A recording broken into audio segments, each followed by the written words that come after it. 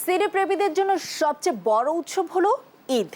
আলোচনা সমালোচনার সীমানা পেরিয়ে এবারের ঈদ উল ফিতরে মুক্তি পেয়েছে 11টি সিনেমা, যার মধ্যে একটি মায়া দ্য লাভ। জসিমউদ্দিন জাকির নির্মিত সিনেমাটি মুক্তি পেয়েছে 9টি সিনেমা হলে। সম্প্রতি যমুনা ব্লকবাস্টারে উপস্থিত হয়েছিলেন এই সিনেমার অভিনেতা জিয়াউল রোশন, আর তার সঙ্গী হয়েছিলেন শোবিজ তারকারা। সেখানে দর্শকদের সঙ্গে সিনেমা দেখার পাশাপাশি গণমাধ্যমের সঙ্গে কথা বলেন তারা। আর এর বিস্তারিত জানাচ্ছেন ARM সাদাত। প্রতি বছর ঈদে প্রায় ডজনখানেক সিনেমা আলোচনায় থাকলেও মুক্তি পেত সর্বোচ্চ 4 থেকে 5টি সিনেমা, কিন্তু এবার হয়েছে তার পুরোপুরি ব্যতিক্রম। আলোচনা সমালোচনার সীমানা পেরিয়ে এবার ঈদ উল ফিতরে মুক্তি পেয়েছে 11টি সিনেমা, তার মধ্যে একটি মায়া দ্য লাভ। আমি চেয়েছিলাম জীবনের শেষ নিঃশ্বাসটা তোমার সাথে ফেলবো। ত্রিভুজ প্রেমের গল্প নিয়ে পর্যন্ত অনেক সিনেমা হয়েছে, কিন্তু মায়া দ্য লাভ যেন চতুর্ভুজ প্রেমের একটি গল্প। এতে অভিনয় করেছেন সাইমন সাদিক, শবনম বুবলি, জিয়াউল রোশন ও আনিসুর রহমান মিলনের মতো জনপ্রিয় সব তারকারা। সম্প্রতি ব্লকবাস্টারে উপস্থিত হয়েছিলেন এই সিনেমার অভিনেতা জিয়াউল রোশন, আর তার সঙ্গী হয়েছিলেন শোবিজের বেশ কিছু তারকা। সেখানে দর্শকদের সঙ্গে সিনেমা দেখার পাশাপাশি গণমাধ্যমের সঙ্গে সিনেমাটি নিয়ে কথা বলেন তারা। বিচ্ছেদের ঘটনাটাই সবচেয়ে বেশি। রোশনকে সবসময় অ্যাকশন ঘরানার সিনেমায় দেখা গেলেও মায়া দ্য লাভ পুরোপুরি প্রেমের সিনেমা, যেখানে বিশ্বাস অবিশ্বাসের দোলায় একটি ছেলে একটি মেয়ের সম্পর্কে তৈরি হয় জটিলতা। একটা পর্যায়ে ট্র্যাজেডিতে রূপ নেয় সেই প্রেম। এভাবেই এগিয়েছে মায়া দ্য লাভের গল্প।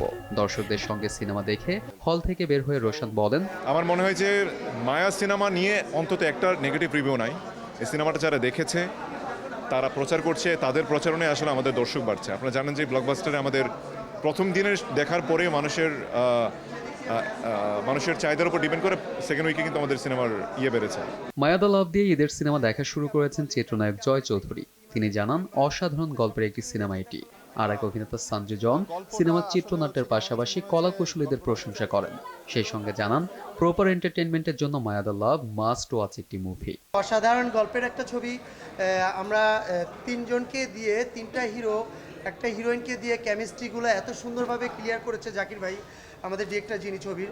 অসাধারণ অসাধারণ। দিন শেষে মানুষ কি চায়? একটা সুন্দর সিনেমা চায়, যে হল থেকে বের হওয়ার পর বলবে যে না, একটা এন্টারটেইনমেন্ট যাকে বলে, এরকম এন্টারটেইনমেন্ট আছে, এরকম একটা সিনেমা দেখেছি।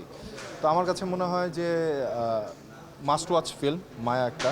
এছাড়া মায়া দ্য লাভ দেখার পর প্রযোজক ও পরিচালক মোহাম্মদ ইকবাল জানান, সিনেমাটি তার মন কেড়ে নিয়েছে। সিনেমার অভিনেতা অভিনেত্রী থেকে শুরু করে কলাকুশলী সবার প্রশংসা করেন তিনি।